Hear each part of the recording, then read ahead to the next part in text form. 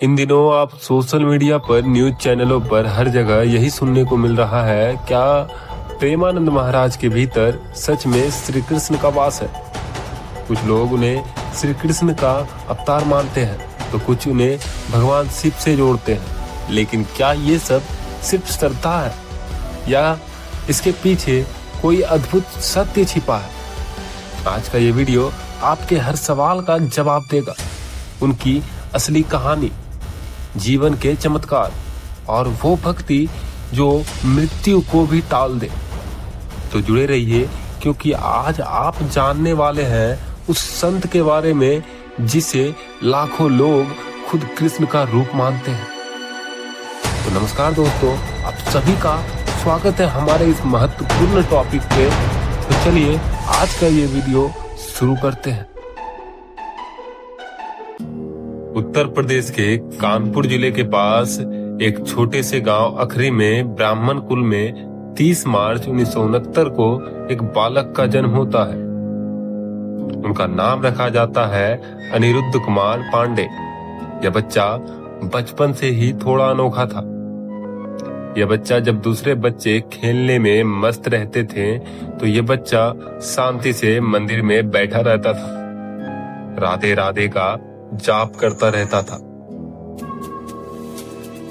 कहते हैं वो बनारस पहुंचे, गंगा किनारे घाटों पर कई वर्षों तक रहे, पेड़ों के नीचे सोते, भूखे रहते, ध्यान करते, कभी बोलते नहीं, बस जपते रहते, राधे राधे। लोगों ने उन्हें ब्रह्मचारी कहा, कुछ लोग उन्हें पागल भी समझ बैठे, लेकिन वो साधक था जो अपने राधा कृष्ण के खोज में निकला था। सन 2000 में उनकी अंतरात्मा ने उन्हें वृंदावन खींच लाया, जहां रास होता है, लीला होती है और राधा रानी स्वयं वहां वास करती है।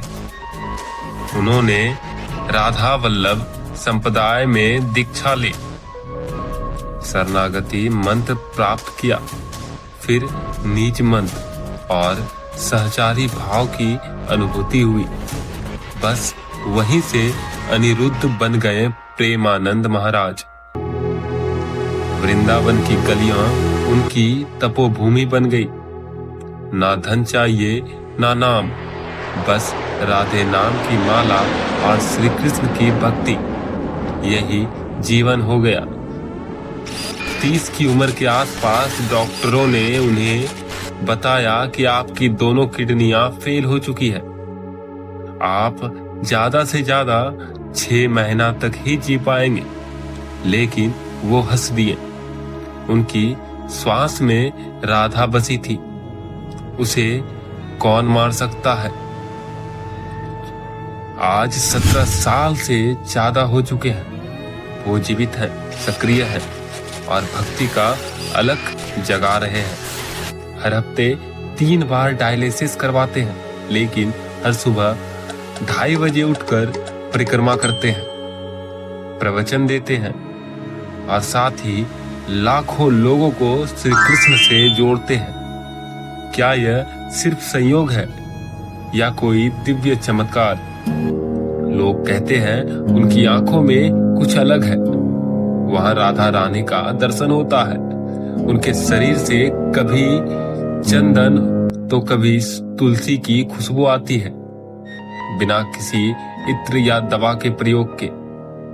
एक बार एक भक्त ने पूछा, महाराज जी आपकी दोनों किडनियां नहीं हैं, फिर भी आप इतने तेजस्वी कैसे दिखते हैं? तो उन्होंने मुस्कुराकर जवाब दिया, मेरी एक किडनी राधा है तो दूसरी किडनी श्री कृष्ण। ऐसा उत्तर सिर्फ कोई भक्त ही नहीं बल्कि शायद कोई अवतरित पुरुष ही दे सकता है। प्रेमानंद महाराज कहते हैं, भगवान को पाने के लिए खुद को मिटाना पड़ता है। उनके अनुसार भागवत प्राप्ति के 4 स्तंभ हैं, नाम जप, सेवा, वैराग्य, गुरु भक्ति। वो कहते हैं तर्क से नहीं, भाव से भगवान को पाया जा सकता है।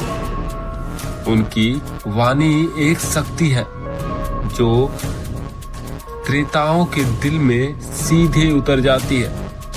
लोग रोने लगते हैं, कुछ बेहोश हो जाते हैं, कुछ को अपनी ही आत्मा से मिलन हो जाता है। अब प्रश्न यही है, क्या वाकई श्री कृष्ण का वास प्रेमानंद जी महाराज के भीतर है? सच कहे तो यह सवाल उतना जरूरी नहीं है जितना जरूरी यह है कि क्या आप उनके भीतर श्री कृष्ण को महसूस करते हैं? क्योंकि कृष्ण कोई शरीर नहीं, वो एक चेतना है, एक प्रेम है। और जो व्यक्ति प्रेम से जी रहा है, सेवा में रमा है, हर दर्द को मुस्कुरा कर स्वीकार करता है, वह श्री कृष्ण से दूर नहीं बल्कि उन्हीं के अंश होते हैं। श्री प्रेमानंद महाराज जी ने हमें सिखाया है कि बीमारी बाधा नहीं होती अगर आत्मा में भक्ति की लौ हो। कष्ट साधना की सीढ़ी हो सकता है अगर हम प्रेम से देखना सीखें और नाम राधे राधे जपे।